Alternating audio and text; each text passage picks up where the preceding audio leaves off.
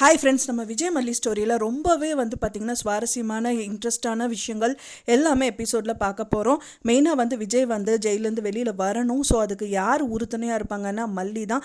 மல்லிக்கு யார் சப்போர்ட் பண்ணுவாங்க அப்படின்னா வேறு வழியே இல்லை ஃப்ரெண்ட்ஸ். இப்போ வெண்பா தான் பண்ணியாகணும். இப்போ பார்த்திங்க அப்படின்னா வக்கீல் ரெடி ஆகிட்டாங்க. மெயினாக பார்த்திங்கன்னா அந்த அம்மாவை அடித்தாங்க பார்த்திங்களா, ராஜி. ஸோ அவங்களா தான் இருக்கும்.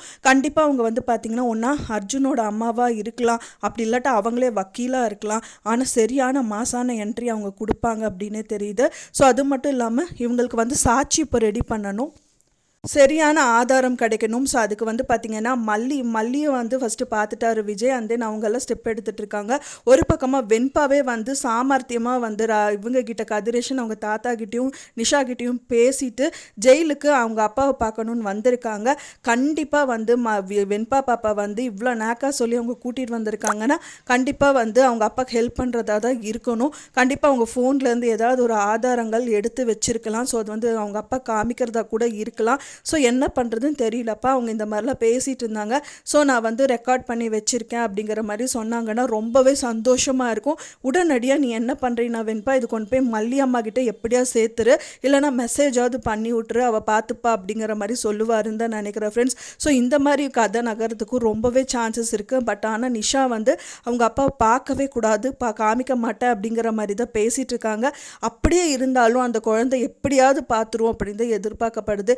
ஒன்ஸ் அவங்க பார்த்துட்டாங்கன்னா இந்த மாதிரி விஷயங்கள் சும்மா பார்க்காம இந்த மாதிரி கையாளுற விஷயங்கள் ஏதாவது இருந்ததுன்னா ரொம்பவே பட்டாசாக இருக்கும் நாடகம் அப்படின்னு சொல்லலாம்.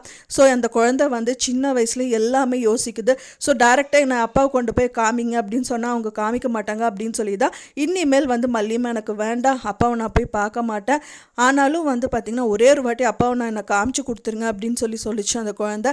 அதுக்கு முன்னாடி அவங்களுக்கு ரெண்டு பேருக்கு ரொம்பவே பிடிச்ச மாதிரி உங்களையும் பிடிக்கும், அந்த நிஷா அங்கிள் நிஷா சித்தியும் பிடிக்குங்கிற மாதிரியெல்லாம் பேசியிருக்கு.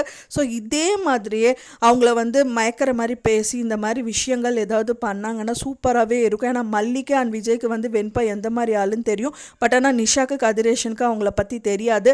ஸோ அதை அவங்க நல்லாவே யூஸ் பண்ணிக்கிட்டா ரொம்பவே நல்லாயிருக்கும் அப்படி தான் எதிர்பார்க்கப்படுது ஃப்ரெண்ட்ஸ். நீங்கள் என்ன நினைக்கிறீங்க அப்படின்னு சொல்லிட்டு உங்களோட கருத்துக்களை மறக்காமல் எனக்கு கமெண்டில் ஷேர் பண்ணுங்கள். நான் சொன்ன இந்த தகவல் உங்களுக்கு பிடிச்சிருந்த ஃப்ரெண்ட்ஸ் மறக்காமல் லைக் பண்ணுங்கள், ஷேர் பண்ணுங்கள், கமெண்ட் பண்ணுங்கள், சப்ஸ்கிரைப் பண்ணுங்கள். மேலும் இன்னொரு மல்லி சீரியல் அப்டேட்டோட நெக்ஸ்ட் மீட் பண்ணுறேன். தேங்க்ஸ் ஃபார் வாட்சிங் வீடியோ ஃப்ரெண்ட்ஸ். நெக்ஸ்ட் வீடியோவில் பார்க்கலாம்.